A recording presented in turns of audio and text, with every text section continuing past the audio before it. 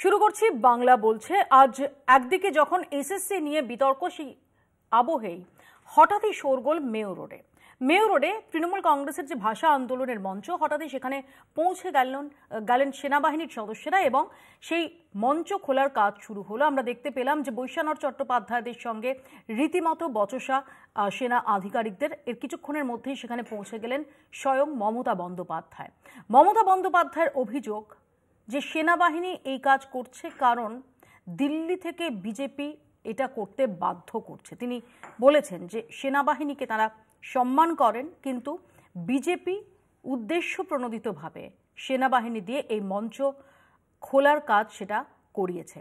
আর এই নিয়ে নতুন করে উত্তপ্ত রাজ্য রাজনীতি, এই নিয়ে আমরা আলোচনা করব। আমাদের সঙ্গে যারা উপস্থিত রয়েছেন তাদের সঙ্গে পরিচয় করিয়ে দিই।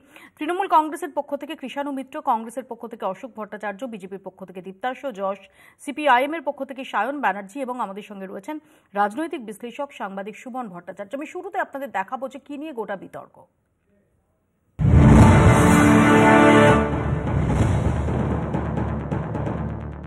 আমার আর্মির বিরুদ্ধে কোনো ক্ষোভ নেই, তার কারণ we are proud of our army. কিন্তু আর্মিকে যখন বিজেপির কথায় চলতে হয় তখন দেশটা কোথায় যায় সেটা নিয়ে সন্দেহ জাগে।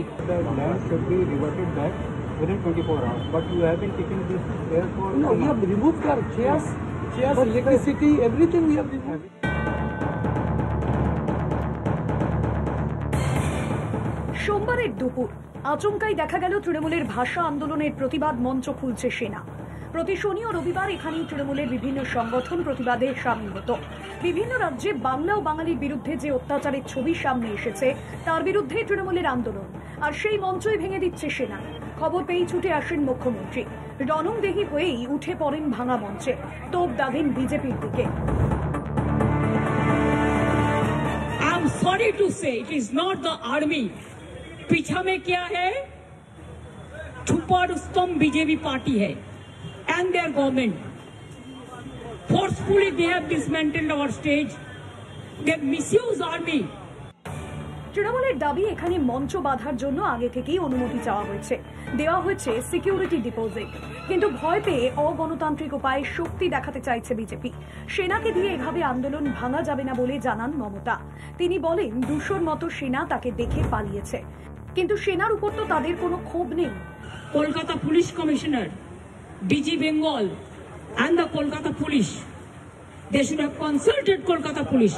তারা কলকাতা পুলিশের সাথে কথা বলতে পারতো, তারা দরকার হলে অরূপ বিশ্বাসের সাথে কথা বলতে পারতো।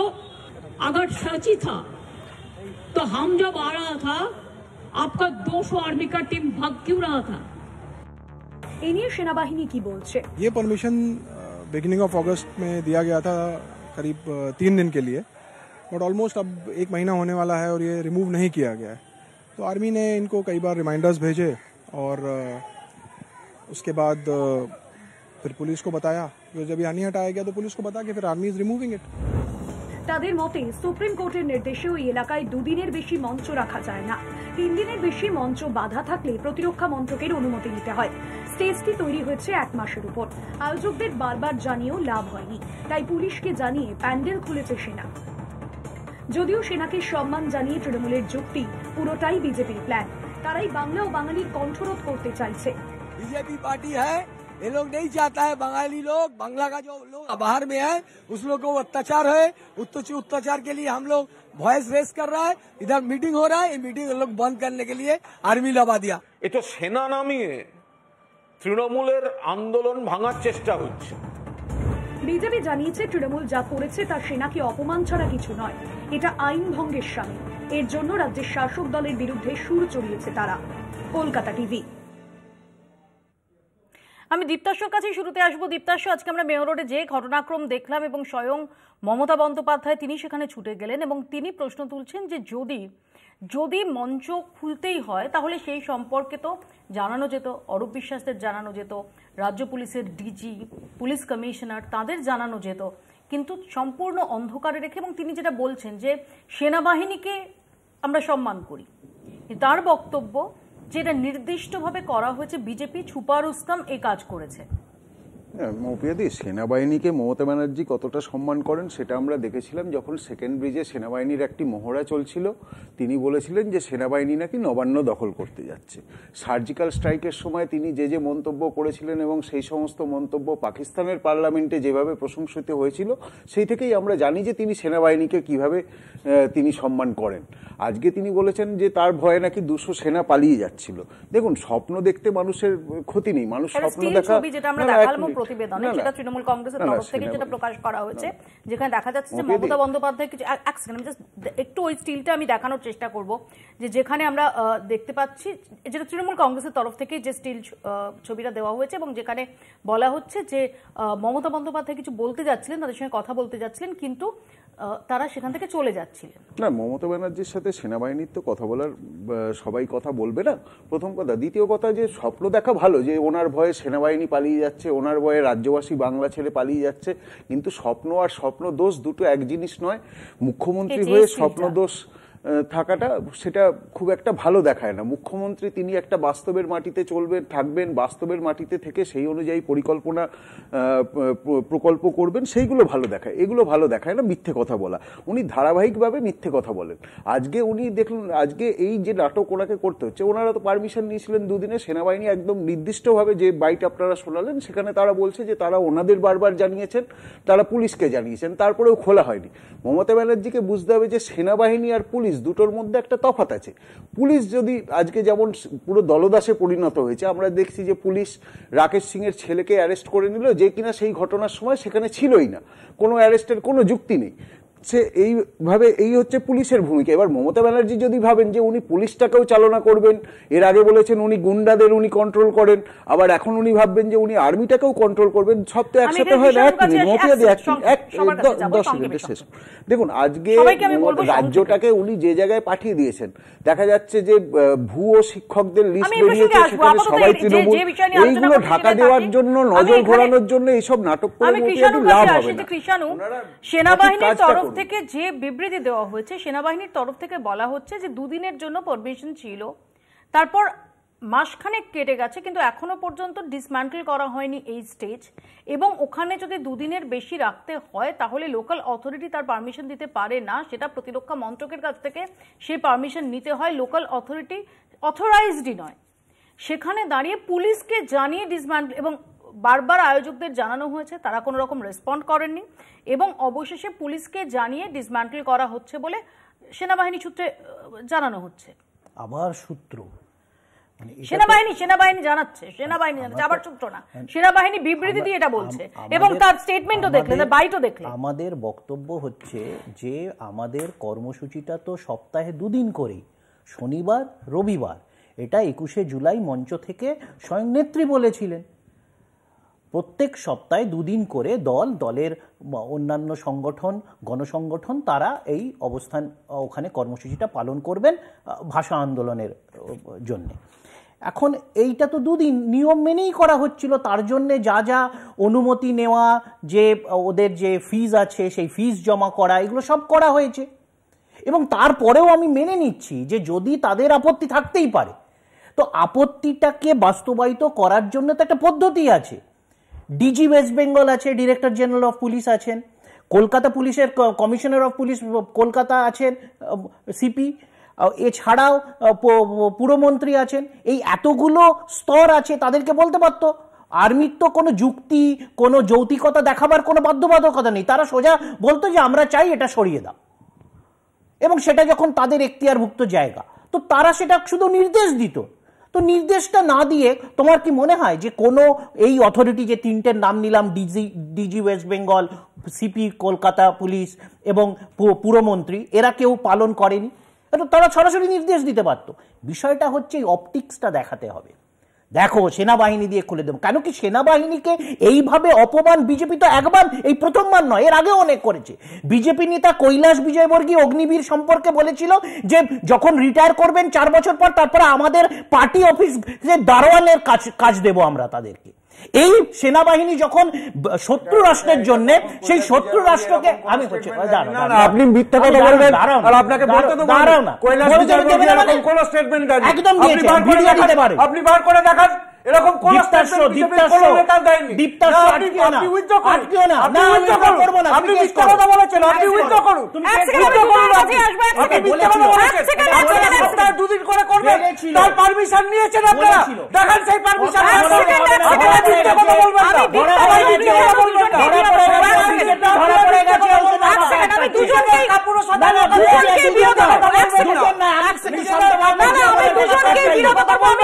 আমি সায়নকে অনিয়ন আসবো, কৃষাণু আসবো, সবাইকে সংক্ষেপে বলতে হবে। আমি এই প্রসঙ্গে আসবো না, আমি দুজনকেই বলবো, অন্য স্পিকাররাও রয়েছেন, প্রত্যেককে সংক্ষেপে বলতে হবে, এটা আমি শুরুতেই বলে দিয়েছি। সায়ন। মুপিয়াদি, প্রথম কথা হচ্ছে যে জায়গাটা নিয়ে আলোচনা হচ্ছে মেয়ো রোড, আর আমরা যা নিয়ে আলোচনা করছি তা হচ্ছে কর্মসূচি হয়ে যাওয়ার পরে বাঁশ খুলে দিচ্ছে, তাই তো ব্যাপার। আমি তোমাকে বলছি, শোনো, মেয়ো রোড, রানী রাসমণি, বলা হচ্ছে যে প্রত্যেক শনি রবিবার এই কর্মসূচি, যেমনটা তৃণমূল সুপ্রিমো ঘোষণা করেছিলেন, সেই অনুযায়ী প্রত্যেক শনি রবিবার এই এখানে অ্যাক্টিভিটি, এখানে প্রতিবাদ কর্মসূচি হয়। আদি অনন্ত কাল ধরে শনি রবি আসতেই থাকবে, এটা কোনো বিষয় নয়। শনি রবি তো কোনো এক মাসে শেষ হয়ে যায় না। আমি যে কথা বলছি, ওই মেয়ো রোড সংলগ্ন যতগুলো জায়গায় মিটিং মিছিল জেনারেলি হয়, Rani Rashmoni, Y channel, Mayo road, ওখানে তো তাও প্রোগ্রাম করে বাঁশ খুলছে বলে এই নিয়ে এত আলোচনা করছে, তৃণমূল হইহট্টগোল করছে। তোমাকে আমি বলছি, বিরোধী রাজনৈতিক দল হিসেবে সিপিআইএম, বামপন্থীরা ওই সব অঞ্চলে যতগুলো প্রোগ্রাম করতে গেছে, ওই জায়গাটা সেনাবাহিনী নিয়ন্ত্রিত, বাদবাকি তো রাজ্য সরকারের। সেখানে বাঁশ বাঁধার জন্য হাইকোর্টে যেতে হয়। কারা আজকে এত লেকচারবাজি করছে গো? তৃণমূল। কৃষাণুদা ওখানে বসে পদ্ধতির কথা বলছে। 2014 সালে টেট পরীক্ষার্থীরা সল্টলেকের সামনে বসেছিল, মাঝরাত্রি বেলায় গিয়ে হিড় করে টানতে ছত্রভঙ্গ করে দিয়েছিল। এসএসসির মঞ্চ পুলিশ পাঠিয়ে মারধর করে ভেঙে ছত্রভঙ্গ করে দিয়ে বাঁশ খুলে নিয়ে চলে গেছিল। আজকে গাল গল্প দেওয়ার জায়গা পায় না। মুপিয়াদি, কথা খুব স্পষ্ট, যে কোনো ঘটনা যখন ঘটে, একটা জিনিস আমাদের দেখা উচিত যে সেই ঘটনা থেকে কারা লাভবান হচ্ছে। এই যে আজকে আমরা সন্ধ্যেবেলায় সবাই যে বিতর্কে অংশগ্রহণ করেছি, পশ্চিমবাংলার বহু মানুষ হয়তো জানতোই না যে মেয়ো রোডে তৃণমূল সপ্তাহের শেষে ভাত মাংস খেয়ে গিয়ে ওখানে হইহট্টগোল করে। আজকের ঘটনার পরে ঘটনাটা অনেক বেশি চাউল হয়তো জানতে পারলো। তাই আবার এই মেকি নাটক তৃণমূল আর বিজেপির বন্ধ হওয়া উচিত। এখানে আলোচনা করছি, আমরা দেখেছি যে রাহুল গান্ধীর ভোট অধিকার যাত্রা, সেখানে তৃণমূল কংগ্রেসের প্রতিনিধিত্ব করেছেন ইউসুফ পাঠান, ললিতেশ ত্রিপাঠী। এরকম একটা শোকের জায়গায় যদি আমরা আজকের এই ঘটনাকে ফেলি, আপনারা কি এটাতে তৃণমূল কংগ্রেসের যে বক্তব্য, তৃণমূল কংগ্রেসের যে অভিযোগ এই ইস্যুতে, সেটার পাশে দাঁড়াচ্ছেন? রাহুল গান্ধী হাইড্রোজেন বোমার কথা বলেছেন ভোট চুরি নিয়ে। আজকে রাহুল গান্ধী আজকে মহাসমাবেশ তার নেতৃত্ব দিয়েছেন। কিন্তু আমি রাহুল গান্ধী নিয়ে আলোচনা করছি না, আমি আলোচনা করছি যে তৃণমূল সেই দিন দাঁড়িয়ে তৃণমূল কংগ্রেসের এই ইস্যুতে যে অবস্থান, সেটার পক্ষে আছেন না বিপক্ষে আছেন? আপনার শুনুন না, একটু কিন্তু শুনুন না। মানে এই সমস্ত কিছু আলোচনা বাদ দিয়ে সেনাবাহিনীর প্রায় 1.5 কোম্পানি জওয়ান বাঁশ খুলতে গেল, তা নিয়ে আমরা আলোচনা করছি। জীবন আর মৃত্যুর মাঝখানে দাঁড়িয়ে রয়েছে চাকরিহারা যোগ্য শিক্ষকরা, তাদের আলোচনা বাদ দিয়ে আজকে আমরা কে বলেছে বাদ দিয়ে? আপনার কাছে এক সেকেন্ড, আমরা আজকে এখানে আলোচনা করছি, আপনার মিডিয়া সেল থেকে আপনাকে পাঠায়নি আজকে কি ইস্যু আছে? না একদম আমরা এটা মেনশন নেই যে পরের হাফে এটা নিয়ে আলোচনা হবে। শুধু আপনি কেন, সেটা অন্য মিডিয়ার দায়িত্ব নিয়ে তো মিডিয়ার কথা বলছি না, না আমি বলছি আমি মিডিয়াকে কেন বলবো? আমি নিশ্চিত যে আপনার মিডিয়া সেল আপনাকে কমিউনিকেট করেছে আজকে কলকাতা টিভিতে টপিক আপনাকে ডিসকাশনের টপিক আমি বলছি না তো কথাটা। মৌপিয়াদি শুনুন, একটু শুনুন। আমি বলতে চাইছি আজকে যেখানে আলোচনার এতগুলো বিষয়, সেখান থেকে সেনাবাহিনী বাঁশ খুলে নিয়েছে, এটা আজকে পশ্চিমবঙ্গের মানুষের কাছে আলোচনার জন্য এরকমভাবে ঝুলিয়ে দেওয়া হলো। ভাবা যায় সেনাবাহিনী, ভারতবর্ষের এই গর্বিত সেনাবাহিনী, যাদের জন্য আমরা গর্বিত, যে সেনাবাহিনী দেশের প্রতিটা ইঞ্চি ইঞ্চি তারা রক্ষা করে চলেছেন, সেই সেনাবাহিনী প্রায় আবার বলছি 1.5 কোম্পানি সেনাবাহিনী, তারা চলে গেলেন বাঁশ খুলতে। মাননীয়া বলছেন তাকে দেখে তারা আবার পালিয়ে গেছে। এইটা আজকে সারা পশ্চিমবঙ্গের মানুষের কাছে চোখ ঘুরিয়ে দেওয়ার জন্য এই আলোচনা। সুমনদা, সেনাবাহিনীর তরফ থেকে যেটা বলা হচ্ছে যে এখানে নিয়মই রয়েছে যে লোকাল অথরিটি তারা 2 দিনের পারমিশনটা দিতে পারে, তার বেশি যদি নিতে হয় তাহলে সেটা প্রতিরক্ষা মন্ত্রক থেকে নিতে হবে এবং 1 মাসের কাছাকাছি সময় অতিক্রান্ত বারবার আয়োজকদের জানানো হয়েছে কিন্তু কেউ কোনো রেসপন্ড করেনি, যে কারণে আজকে এটা ডিসম্যান্টেল করা হচ্ছে এবং পুলিশকে জানিয়ে ডিসম্যান্টেল করা হচ্ছে। এটা যদি দেখা যায় সেনাবাহিনীর বক্তব্য অনুযায়ী তাহলে তো টেকনিক্যালি এটাতে কোনো আপত্তির বা অভিসন্ধির জায়গা থাকার কথা না। দেখুন, টেকনিক্যালি সেনাবাহিনী যে কাজটা করেছে সেটা টেকনিক্যালি করেছে, কিন্তু পলিটিক্স তো অপটিক্সের উপরে। সেখানে আমি সায়ন বন্দ্যোপাধ্যায়ের এই কথাটার সাথে একমত যে সেনাবাহিনীর জওয়ানরা পুলিশের উপস্থিতিতে বা অনুপস্থিতিতে বাঁশ খুলছে, এই অপটিক্সটা একমাত্র তৃণমূলকে হেল্প করতে পারে এবং তৃণমূল সেটার সুবিধে নেবেই। দেখুন, প্রথমত এই বেসিক প্রশ্নটা, দেখুন এখানে আরও অনেক জরুরি প্রশ্ন আছে যেগুলো বিজেপি বা কেউ উত্তর দিতে চায় না। ময়দান সেনাবাহিনীর সম্পত্তি মানলাম, কিন্তু সেনাবাহিনী বা কেউই তো ভারতবর্ষের জনগণের চাইতে উপরে হতে পারে না। তো জনগণ তো চাইতে পারে যে মেয়রনে আমি কোনো অনুষ্ঠান করব, এবং সেনাবাহিনী তখন কীভাবে সেটা হ্যান্ডেল করবে সেটা ভাবতে হবে। তেমনি পুরো অপটিক্সটায় আবার তৃণমূল ওইটা জিনিসটা প্রমাণ করতে পারলো যে বিজেপি বা সেন্ট্রাল গভর্নমেন্ট বাঙালি বিরোধী, আর তো কিছু হলো। এটা এই ঘটনার তৃণমূল কংগ্রেস সেটা বলার চেষ্টা ডেফিনেটলি করবে, কিন্তু প্রমাণ করতে পারলো এটাও কি হলফ করে বলতে পারে? হ্যাঁ, অবশ্যই। দেখুন, মানুষ তো অপটিক্স দেখে, মানুষের অপটিক্সে যে অপটিক্সটা এটা দেখবে যে সেনাবাহিনী যদি এটা খোলার ইচ্ছে হতো বা যদি এটা বেআইনি কাজ হতো, সেনাবাহিনী খুব পরিষ্কারভাবে বলেছে 27শে জুলাই তৃণমূল পারমিশন নিয়েছিল। 27শে জুলাই একটা শনি রোববার ছিল, তাহলে আগস্টের প্রথম সপ্তাহে খুলে দিতে পারতো, তাহলে আগস্টের দ্বিতীয় সপ্তাহে খুলতে পারতো। এই যখন খুলছে, এই খোলাটার মধ্যে যে তাদের যে ব্র্যাভাডো দেখানোর বিষয় আছে, বা আমি যদি তাহলে এটা আপনি যেটা বললেন যে আগস্টের প্রথম সপ্তাহে ব্র্যাভাডো দেখাতে পারতো, সেটা আমি বলছি। এই যে অতি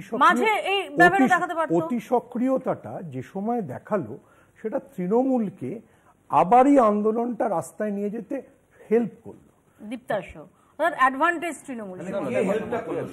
আমি সেটা বলছি। দেখুন, প্রথম কথা এখানে যেটা সুমন দা, অশোক দা এবং সায়ন যে কথাটা একটা ঘুরিয়ে ফিরিয়ে বলার চেষ্টা করলো, তৃণমূল আর বিজেপির নাকি সেটি আমি একবারও বলি না, আমি বলিনি, সুমন দা এটা বলেন, আমি এটা বলি, অশোক দা সায়ন দা বলার চেষ্টা করেছেন।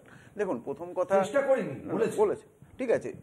ইন্ডি জোটে কারা কারা আছে, ইউসুফ পাঠান আজকে মিটিং করছেন, কাদের সাথে বসে বসে আছেন, সেটা আমরা সবাই ছবি দেখেছি। অন্য লড়াই।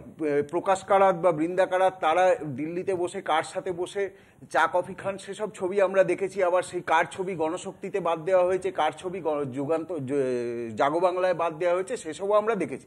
দেখো, সিপিএম নিয়ে আমি কোনো মন্তব্য করতে চাই না, সিপিএম নিয়ে আমি কোনো মন্তব্য করতে চাই না। সিপিএম এর এখন দিন কাটে শূন্যতা আর যৌনতা, এই দুই নিয়ে এখন সিপিএম এর দিন কাটে, সিপিএম সেই নিয়ে থাকুক। আজকে কথা হলো যে এখানে যেটা সুমনবাবু বলার চেষ্টা করলেন যে আগস্টের প্রথমে কেন খোলেনি, সিপিএম এর হয়ে আপনি কেন এত কথা বলছেন? আরে আপনি বলুন না, সঙ্গে আপনাদের জোট আছে, কিন্তু আজকে দেখুন একটা জিনিস বলতে হবে যে আমি গিয়ে কোথাও বসে বললাম, আমি বললাম আমি জনগণ, আর আমি গিয়ে সেখানে বসে পড়বো, তা বললে তো হয় না। আজকে যদি আমি বলি আমি জনগণ, গিয়ে আমি সুমনবাবুর বাড়ির সামনে বসে বললাম, কি অশোকবাবুর বাড়ির সামনে বসে বললাম, সেটা কি সম্ভব? এখানে রাজ্যটা মমতা ব্যানার্জির জমিদারি নয়। মমতা ব্যানার্জিকে বুঝতে হবে যে এটা ওনার জমিদারি নয়, দেশে আইন কানুন আছে, সংবিধান আছে, সেই সংবিধান মেনে মমতা ব্যানার্জিকে চলতে হবে। ভারতবর্ষটাও বিজেপির জমিদারি না, ভারতবর্ষ বিজেপির জমিদারি না, বিজেপির জমিদারি না, কিন্তু ভারতবর্ষ জনগণকে অপমান করে, আর জনগণকে জামাতের এজেন্টরা জমিদারি নয়, জনগণকে অপমান করে আপনি ভাবেন জামাত হামাস কোন ব্যক্তি আক্রমণ না, কোন ব্যক্তি আক্রমণ না, কোন জমিদারি নয়। এক সেকেন্ড সায়ন, একটু ওয়েট করতে হবে, আমি আসবো সায়ন, এক সেকেন্ড। আগেরবার আমাকে যেখানে আটকানো হলো, তাহলে আমাকে প্রমাণটা দেখাই। छाती पर तगमा लगा के घूमेगा किसी भी, मुझे अगर इस বলতে দাও শোনো চুপচাপ, বলতে দাও না। আপনাদের এটা কে বার করেছে? আপনাদের জাগো বাংলা, আপনাদের জাগো বাংলা তো খবর, এটা কিন্তু বলতে দিচ্ছে না, ও কিন্তু বলতে দিচ্ছে না, ও কিন্তু বলতে দিচ্ছে না, ও সত্যিটা ধরা, মানে মিথ্যাচারটা ধরা পড়ে গেছে বলে বলতে দিচ্ছে না। আমি তো সেটাও দেখাবো। ছোট্ট একটা বিরতির পর ফিরছি এ প্রসঙ্গে আলোচনা। দেখতে থাকুন বাংলা বলছি। ফিরে এলাম বিরতির পর। সায়ন কিছু বলতে চাইছিলাম, সায়নের কাছে যাবো, শুধু সায়নের কাছে যাওয়ার আগে একটু দেখাবো যে শ্রমিক ভট্টাচার্য বিজেপির রাজ্য সভাপতি, তিনি কিছুক্ষণ আগে এই প্রসঙ্গে কি বলেছেন, অর্থাৎ মেয়র রোড কাণ্ডের পরিপ্রেক্ষিতে। যাবার বেলায় এর হয় একটু, এতদিনের ক্ষমতা একটা অমৃত রস, তার থেকে মানুষ বিচ্যুত হচ্ছে, তৃণমূল বিদায় নিচ্ছে, তৃণমূল চলে যাচ্ছে, এটা বিনিদ্র রজনী যাপন করতে করতে শেষ পর্যন্ত সেনাকে আক্রমণ, এগুলো হয়। আমি এই প্রসঙ্গে আসবো, তাকে সায়নের কাছে যাবো। সায়ন, মুভিদি দুটো কথা আমি তোমাকে দুটো ঘটনা খালি মনে করিয়ে দিতে চাই। যে আমার প্রথম ধাপে আমি তোমাকে বলছিলাম যে কোনো ঘটনা থেকে এইটা দেখলেই বোঝা যায় যে কোনো ঘটনা থেকে কারা আসলে রাজনৈতিকভাবে লাভবান হচ্ছে। তোমার নিশ্চয়ই মৌপিয়াদি মনে রয়েছে, আমরাও সেদিনকে একটা টক শোতে ছিলাম, ঘটনাচক্রে তুমি সেই শো করছিলে। 100 দিনের কাজের দাবি নিয়ে তৃণমূল কংগ্রেস দিল্লিতে যাচ্ছিল। ঘটনাচক্রে গোটা পশ্চিমবাংলায় এই ঘটনা নিয়ে কোনো প্রচারই ছিল না। ঠিক নিশ্চয়ই তোমার মনে পড়বে, হঠাৎ করে যে ট্রেন তৃণমূল বুক করেছিল, হঠাৎ করে সন্ধ্যেবেলায় খবর চলে এলো যে সেই ট্রেন নাকি বাতিল হয়ে গেছে, এবং চারিদিকে এই ঘটনা নিয়ে হুলুস তুলুস পড়ে গেল, এবং তৃণমূল যে দিল্লি যাচ্ছে আসলেই খবরটা সামনে চলে এলো। ঠিক যেমন ভাবে মেয়র রোডে এই ভাষা আন্দোলন গোছের কিছু একটা তৃণমূল করছে, এ খবর পশ্চিমবাংলায় চারিদিকে ছিল না, কিন্তু আজকে বিয়ে বাড়ির প্যান্ডেল খোলবার পর থেকে এই ঘটনা চারিদিক থেকে ছড়িয়ে পড়বে। আসলে রাজনীতিতে সেটিং বলতে তো এরকম হয় না, আমি তোমাকে লজেন্স দিচ্ছি তার বদলে তুমি আমার লবণ চুষ দাও। আসলে যে কোনো ইস্যুর মাধ্যমে কে কাকে আমরা হাইলাইট করতে সাহায্য করছি, বিষয়টা এইটাই। আমি শেষ যে কথা বলবো মৌপিয়াদি, হ্যাঁ এটা আমাদের ব্যর্থতা, কিন্তু সেই ব্যর্থতা আমরা কাটানোরও চেষ্টা করছি। এই যে বাইনারি পলিটিক্স বারবার যে কোনো ইস্যুতে, তুমি দেখো যে কোনো ইস্যুতে তৃণমূল বিজেপিকে, বিজেপি তৃণমূলকে একটা বাইনারি পলিটিক্স তৈরি করবার চেষ্টা করছে, যাতে খেলাটা এই দুজনের মধ্যেই থাকে। আমি উত্তর নেব খুব সংক্ষেপে। দীপ্তাশ্বর কাছে প্রথমে আসবে। দীপ্তাশ্বর, তুমি এই বক্তব্যটাই কাউন্টার করছিলে যে সায়নরা বলছে যে এটা ক্লিয়ার সেটিং, কারণ যখন তৃণমূল কংগ্রেসের মানে একজন আরেকজনকে কমপ্লিমেন্ট করছে। কংগ্রেস তাহলে ইন্ডিজোটে তৃণমূলের সাথে রয়েছে কেন এখনো? সিপিএম আর কংগ্রেস ইন্ডিজোট থেকে বেরিয়ে আসুক, বা তারা বলে দিক যে তৃণমূল তাদের সাথে জোটে নেই। তুমি এখানে বসে বলবে যে তুমি তৃণমূলের বিরোধী, আর ওখানে দিল্লিতে গিয়ে একসাথে চা খাবে, পাটনায় গিয়ে লিট্টি খাবে, এটা তো হয় না। আজকে সেটিং এর সব থেকে বড় প্রমাণ কি, যে মুর্শিদাবাদে যারা সিপিএম এর কর্মী হরগোবিন্দ দাস এবং তার পুত্র চন্দন দাসকে খুন করলো, তাদের হয়ে মামলা লড়তে গেল কে? যারা খুনিদের হয়ে মামলা লড়তে গেল কে? সিপিএম নেতা সব্যসাচী ভট্টাচার্য। এইটাকে বলে সেটিং। সেটিং এটাকে বলে চট্টোপাধ্যায়, এইটাকে বলে সেটিং, এইটাকে বলে সেটিং। সুমনদা নিজেকে খুব বিদ্বান মনে করেন, ওনার এরকম শুধরে দেওয়া এইটাকে বলে সেটিং। সেটিং কাকে বলে দেখুন, সেটিং বলে কংগ্রেস এই রাজ্যে বলছে যে এসআইআর চাই, আর এখানে গিয়ে রাহুল গান্ধীর সঙ্গে মিটিং করছে যে এসআইআর চাই। এই হচ্ছে সেটিং। সেটিং এটাকে বলে। এক সেকেন্ড কৃষাণু, সায়নদের বক্তব্য বা অশোক দাদের বক্তব্য, এক সেকেন্ড দীপ্তাশ্বর, অশোক দা, অর্জুন সিং এর মামলা কেন? দীপ্তাশ্বর থামতে বলে থামতে হবে, অশোক দা থামতে বলে থামতে হবে, অশোক দা বিকাশ রঞ্জন ভট্টাচার্য বিজেপির কেউ নয়। দীপ্তাশ্বর থাকতে বলে থামতে বলে থামতে হবে, অশোক দা থামতে বললে থামতে হবে, অশোক দা থামতে বললে থামতে হবে। না, এখন তোমাকে আমি যে আমাকে বারবার আটকানো হচ্ছে যে ভিডিওটার জন্য, छाती पर तगमा लगा के घूमेगा किसी भी। मुझे अगर इस ऑफिस में, बीजेपी के ऑफिस में सिक्योरिटी रखना है तो मैं अग्निवीर को प्राथमिकता दूंगा। হলো কে মিথ্যাচার করছিল প্রমাণ হয়ে গেল, ভিডিওটা প্রকাশ করে ভিডিওটা। এখন হলো যেটা বিজেপির পার্টি অফিসে সিকিউরিটি হবে, দুটো বক্তব্য কি এক হলো? আমি তো তাই দুটো বক্তব্য এক হলো।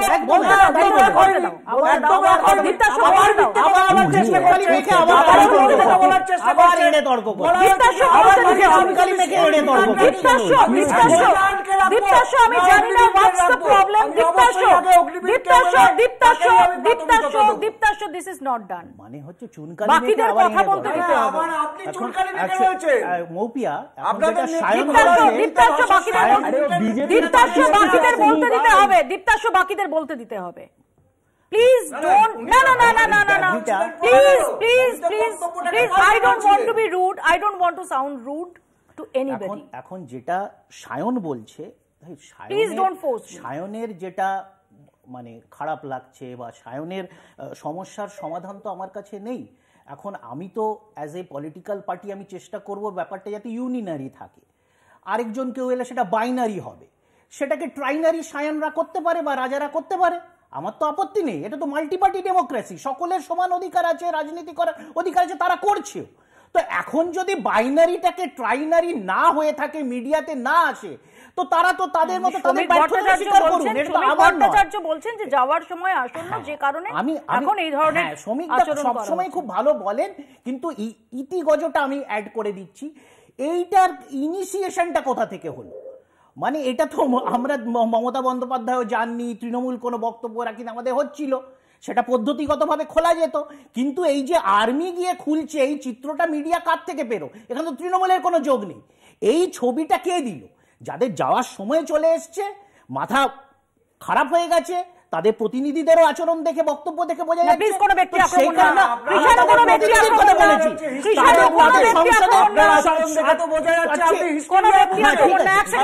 ঠিক আছে, খুব ভালো কোনো ব্যক্তি আক্রমণ না, Krishanu this is not that, কোনো ব্যক্তি আক্রমণ না, ব্যক্তি আক্রমণ না,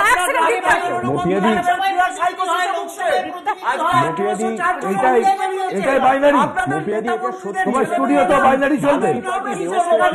কি করব বলো? আমি যে কথাটা ঠিক আছে শুনেছি, যে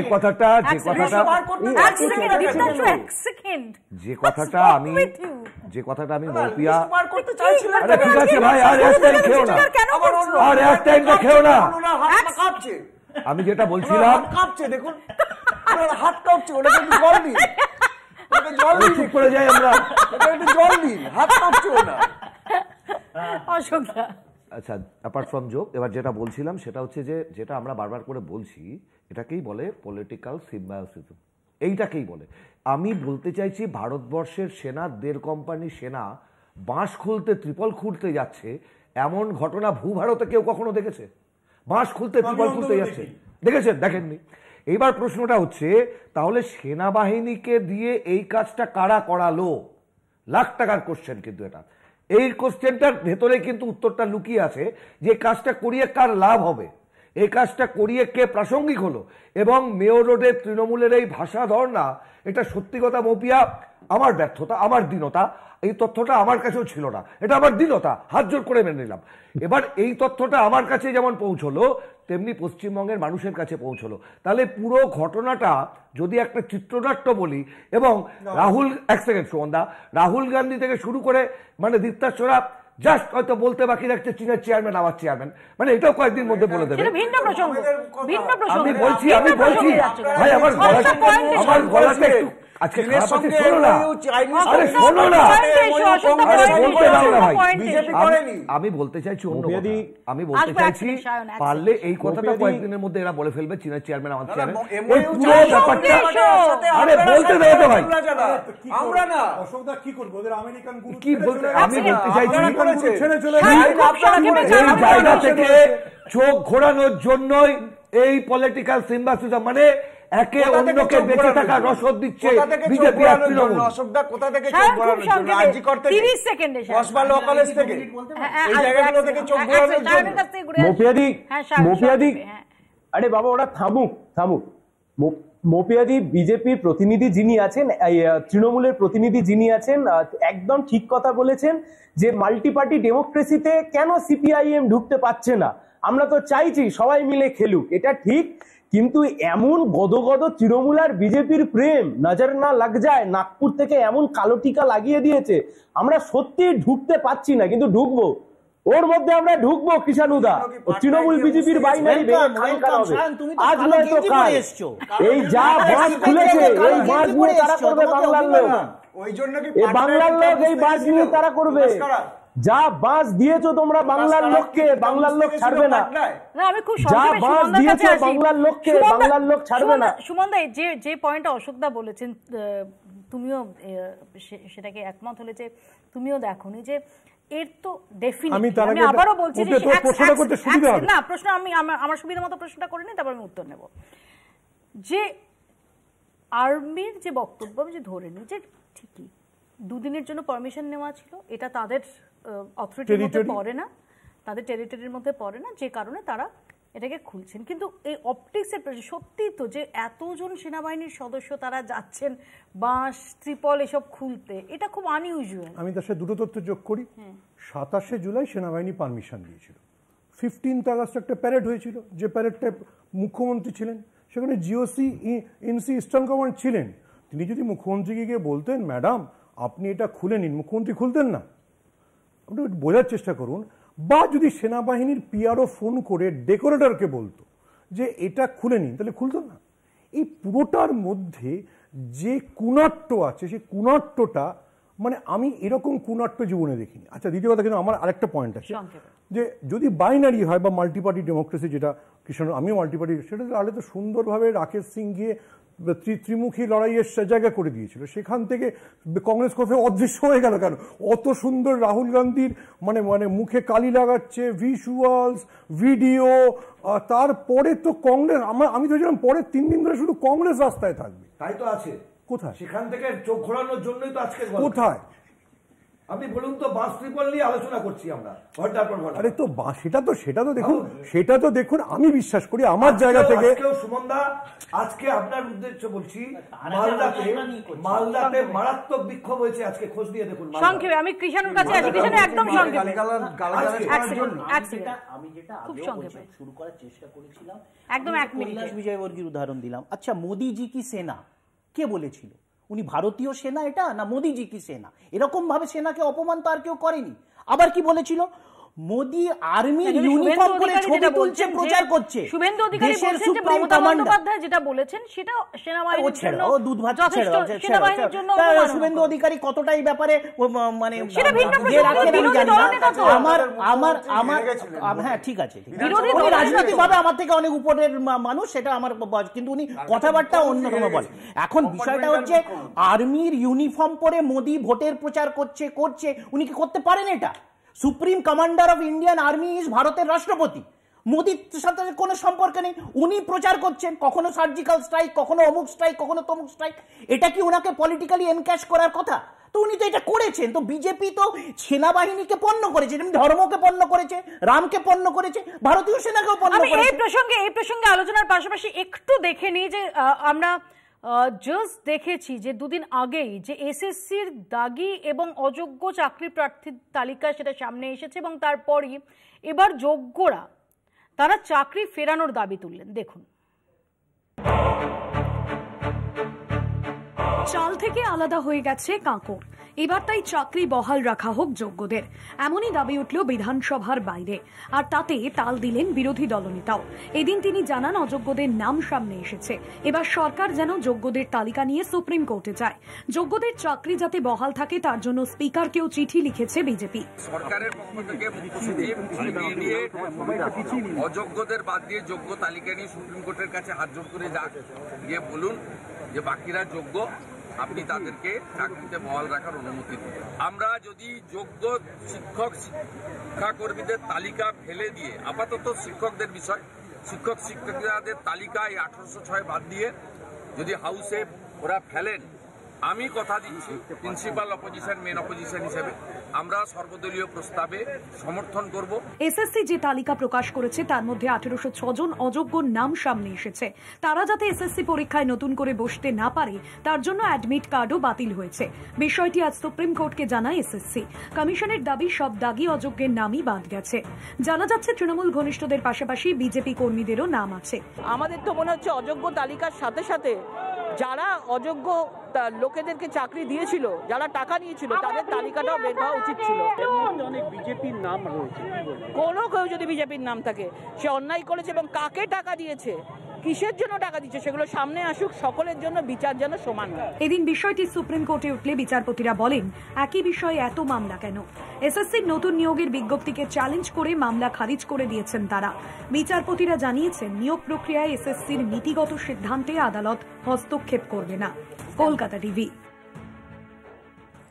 যেহেতু সায়ন একজন আইনজীবী, আমি সায়নের কাছে শুরুতে যাই যে সায়ন, যোগ্য প্রার্থীরা যেটা বলছেন যে যখন যোগ্য অযোগ্য আলাদা হয়েছে এবং অযোগ্যদের তালিকা বেরিয়েছে তখন পরীক্ষার কি প্রয়োজন, তারা তাদের চাকরি ফেরত চান। এটা কি সত্যি আইনের এখনো পর্যন্ত যে আইনের যে গতিপথটা আমরা দেখেছি তার সাথে কোনোভাবে ফিট ইন করে দাবি? মপিয়াদি, প্রথম কথা হচ্ছে যে লাস্ট যে রিভিউ পিটিশন পড়েছিল, মানে রাজ্য সরকার যা স্বপ্ন দেখিয়েছিলেন নেতাজি ইন্ডোর স্টেডিয়ামে মাননীয় মুখ্যমন্ত্রী রিভিউ পিটিশনের মানে ললিপপ দেখিয়ে, সেই রিভিউ পিটিশনটা পর্যন্ত খারিজ হয়ে গেছে আজ থেকে কিছুদিন আগে। ফলে নাথিং রিমেন, কিছু পড়ে নেই মপিয়াদি। 2 নাম্বার কথা হচ্ছে এই যে যোগ্য অযোগ্য নিয়ে এত কথা হচ্ছে, সুপ্রিম কোর্ট যখন এই জাজমেন্ট দেয় সেই জাজমেন্টে স্পষ্ট একটা কথা ছিল যে এন্টায়ার প্রসেসটা ওয়াজ ভয়েড। তার কারণ শুধু ওএমআর গুলো যদি থাকতো মপিয়াদি, একটাই প্রশ্ন, একটাই কথা, 1 নাম্বার এবং শেষ নাম্বার কথা হচ্ছে শুধু ওএমআর গুলো যদি থাকতো, ওএমআর যদি ডিস্ট্রয় না করে দিত, এক্ষুনি যোগ্য অযোগ্য সব আলাদা করে দিয়ে এক্ষুনি চাকরি বহাল থাকতো। কিন্তু সেই ওএমআর গুলোই তো প্রডিউস করছে না। আমি কৃষাণের কাছে গুলো দিলেই সব গল্প শেষ হয়ে যাবে। যেটা বলছেন যে অযোগ্যদের যখন পরীক্ষায় বসতে পারবে না বলে চিহ্নিত যখন করা হয়েছে, ফাইনালি এসএসসির তরফ থেকে সেই তালিকা প্রকাশ করা হয়েছে, তাহলে এখন যোগ্য যারা তাদের চাকরি ফিরিয়ে দেওয়া হোক। তোমার মনে থাকবে কিছু বছর আগে আমরা শুনেছিলাম সিবিআই তদন্ত করে কারা এই অযোগ্য বা কারা দাগি সেই সব বার করেছেন এবং একটা সিল করা খামে করে সেটা নাকি কোর্টে জমা করেছে। তো তাহলে ইনারা আগে থেকেই এটা অবগত ছিলেন, কিন্তু তারা নিজেদের তরফ থেকে এটা কেন করছে না যাতে পুরোটাকে বাতিল করা যায়? এটা তো পলিটিক্যাল গেম চলছে। এটাই তো আমরা প্রথম দিন থেকে বলছি যে ব্যাপারটা দুর্নীতি তদন্ত করা নয়। তাহলে দুর্নীতি তদন্ত করলে সার্বিকভাবে হতো। দেশের প্রত্যেকটি রাজ্য, বিশেষ করে বিজেপি শাসিত রাজ্যগুলোতে এই রিক্রুটমেন্ট স্ক্যাম হয়েছে, ভুড়ি হয়েছে। হরিয়ানাতে 17 বার হয়েছে, কিন্তু উত্তরপ্রদেশে 69,000 শিক্ষকের দুর্নীতির অভিযোগ উঠেছে। এখন বিষয়টা হচ্ছে এই নথিটা থাকা সত্ত্বেও কেউ বলছে না। দেখুন সায়নদের কাছে আছে, ওরা বলছে এই লিস্টটা পুরো নয়, অর্ধেক, কোয়ার্টার এইসব বলছে। তাহলে পুরো লিস্টটা তার মানে ওরা জানে, তো সেটাই বলে দিক। কিন্তু তাহলে তো পলিটিক্যাল ডিভিডেন্ড নেওয়া যাবে না, উদ্দেশ্যটা তো পলিটিক্স। এক সেকেন্ড সায়ন, এক এক করে বাকিদের কাছে যেতে হবে। বার করার দায়িত্ব কার? এসএসসির। তো আজ অবধি হাইকোর্ট থেকে শুরু করে সুপ্রিম কোর্ট অবধি এসএসসিকে অন্তত 20 বার বলা হয়েছে যে আপনারা সার্টিফাই করুন কারা যোগ্য কারা অযোগ্য। এসএসসি সিবিআই যে হার্ড ডিস্ক একটি উদ্ধার করেছিল, সেখানে যে 10,000 নাম ছিল তাদের মধ্যে থেকে 8,500 তারা দাগি অযোগ্য, এটা এসএসসি কোর্টে মেনেছে। যখন এসএসসিকে জিজ্ঞেস করা হয় যে বাকি 18,000 কি তাহলে যোগ্য, আপনি খেয়াল করুন যখন প্রথম রায়টা আসে সেই সময় এসএসসির চেয়ারম্যান পরিষ্কারভাবে বলেছিলেন যে বাকিরা যে যোগ্য সে কথা আমি বলতে পারি না, এসএসসি কোনো সার্টিফিকেট দিতে পারবেন না, যে কারণে শিক্ষামন্ত্রী ব্রাত্য বসু তার উপরে রেগে যান। আজকে আমি এখনো বলছি, আমরা বিশ্বাস করি তৃণমূলের কাছে, হয় মমতা ব্যানার্জির কাছে, না হলে তার অতীব স্নেহভাজন বিশ্বাসভাজন কারুর কাছে ওএমআর সিট আছে। তৃণমূল সেই ওএমআর সিট বার করুক, বার করে পরিষ্কার দুধ কা দুধ পানি কা পানি করুক, এবং যে ছেলে মেয়েগুলোকে অনিশ্চয়তার মুখে ঠেলে দেওয়া হয়েছে তাদেরকে সেই অনিশ্চয়তা থেকে বার করে এনে তাদের একটা নিশ্চিত চাকরির এবং নিশ্চিত জীবনযাপনের সুযোগ করে দিক তৃণমূল। এই যে অন্যায় তৃণমূল করছে, এই পাপের ঘোড়া কিন্তু পূর্ণ হয়ে গেছে। আজকে স্কুলগুলোকে বন্ধ করে দিয়ে 26,000 বাংলা মাধ্যমে পড়ানো শিক্ষকের চাকরি কেড়ে নিয়ে তারপরে আজকে আপনি বাংলা ভাষার জন্য আন্দোলন করছেন। এই নাটক মানুষ নেবে না। আমি বলছি বাংলার মানুষের মতন এরকম দুর্ভাগা এই মুহূর্তে আর কেউ নেই। কোথায় যাব আমরা? রাজ্য সরকারের কাছে আবেদন করছি, রাজ্য সরকারের তদন্তকারী সংস্থা ফেলিওর। ফলত কে দায়িত্ব নিচ্ছে তদন্তের? সিবিআই। কে তদন্ত নিচ্ছে? ইডি। সে আরজিকর কাণ্ডই হোক, সারদাই হোক, নারদাই হোক, কিংবা চাকরির দুর্নীতি হোক, সেখানে গিয়েও যোগ্য অযোগ্য তার পৃথকীকরণ করতে পারছে না কেন্দ্রীয় তদন্তকারী সংস্থা। এরপরে কি বাংলার মানুষ আমরা ইন্টারপোলের দ্বারস্থ হব? ইন্টারপোলের কাছে গিয়ে বলবো বিচার দিন, বিচার করুন? কার কাছে যাবে বাংলার মানুষ? অশোক, একটা জাস্ট দায়িত্বটা কার? অশোকদা বললাম কার কাছে যাবে?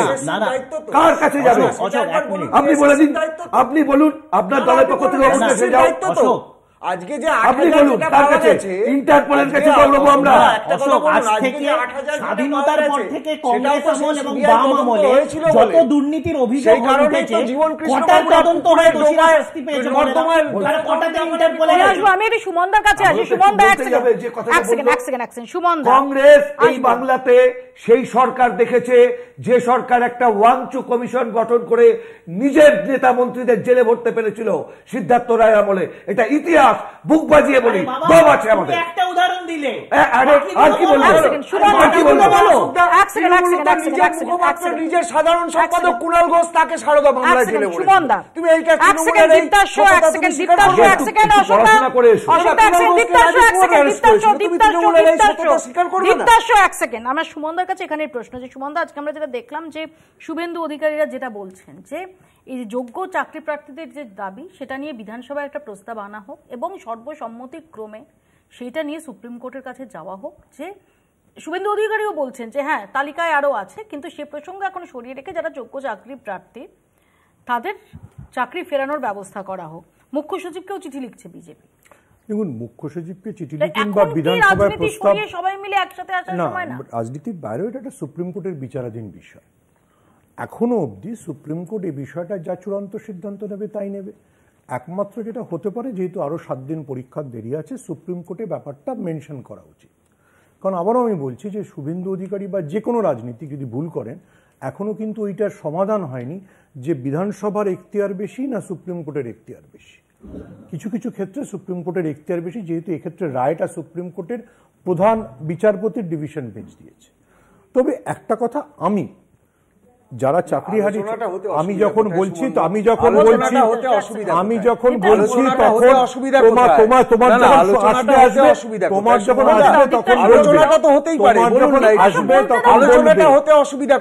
তখন তাদের জীবন জীবিকা অনিশ্চিত, সেখানে একটা আলোচনা হতে কি অসুবিধা?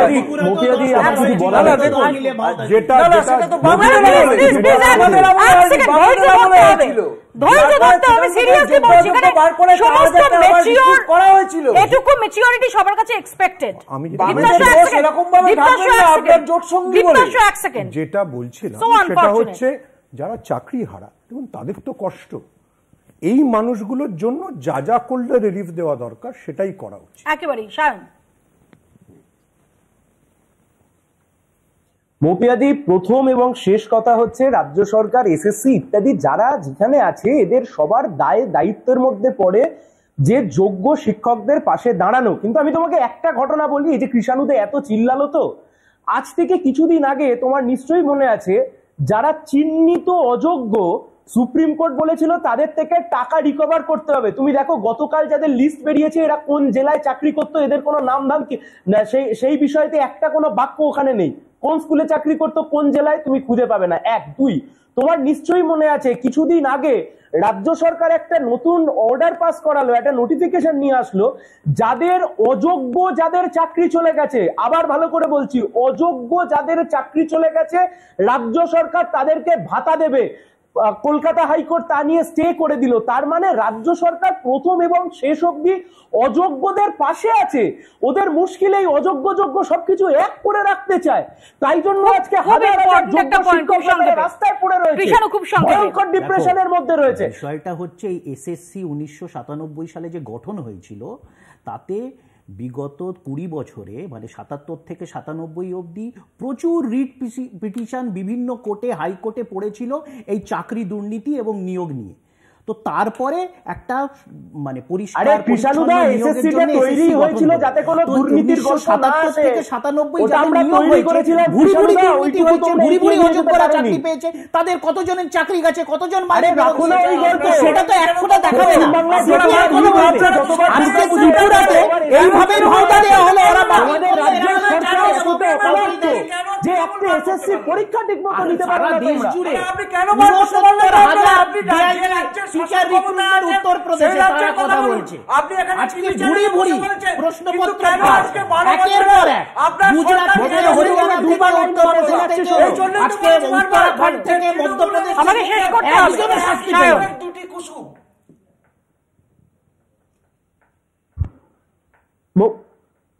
মৌপিয়াদি বলবো? হ্যাঁ বলো। আমি খালি একটাই কথা আমি তোমাকে বলছি, আমি দেখছিলাম এক্ষুনি জাজমেন্টে যে কৃষাণুদা এত কিছু বললো না, জাজমেন্টেই গোটা গোটা অক্ষরে লিখে দিয়েছে যে এসএসসি প্রথমে যে সমস্ত ওএমআর গুলো দেখিয়েছিল পরে তারা সেই ওএমআর এর উপর ভরসা রাখতে পারেনি, এবং সর্ববৃহৎ কথা হচ্ছে বেশিরভাগ ওএমআর গুলোকে ধ্বংস করে দেওয়া হয়েছে। টাকা লুটে পুটে খেয়ে আমরা গর্বিত, আমরা সিপিএম শূন্য হয়েছি। যে লিস্ট বেরিয়েছে তাতে তৃণমূল আছে, তাতে বিজেপিও আছে, তাতে সিপিএম নেই। ও তৃণমূল আর বিজেপি একসাথে লিস্টে বসে আছে, তৃণমূল আর বিজেপি একসাথে লিস্টে শেষ। আমাদের সময় একদম শেষ, এখানেই শেষ করতে হবে। শেষ পর্যন্ত এই যোগ্য চাকরি প্রার্থীরা, অর্থাৎ যাদের নাম অযোগ্যের তালিকায় নেই, যদিও তা নিয়ে এখনো বিরোধীরা তারা প্রশ্ন তুলছেন, তারা অভিযোগ করছেন যে আসলে অযোগ্যের লিস্টটা আরও বড়, আরও অনেকে সেখানে রয়েছেন, সংখ্যাটা মাত্র 1806 জন নয়। যোগ্য চাকরি প্রার্থীরা, অর্থাৎ যাদের নাম ওই অযোগ্যদের তালিকায় নেই, তারা দাবি করছেন তাদের চাকরি ফিরিয়ে দেওয়ার, কারণ তারা মনে করছেন যে যোগ্য অযোগ্য তো নির্ধারিত হয়েই গেছে। এই বিতর্কের জল কোন দিকে গড়ায়? সত্যি কি তার কোনো প্রভিশন আইনি পথে বার করা যায়? এই সমস্ত প্রশ্নগুলোর জন্য আমাদের ভবিষ্যতের দিকে তাকিয়ে থাকতে হবে। আপাতত এখানেই শেষ করছি। বাংলা বলছে, দেখতে থাকুন কলকাতা টিভি।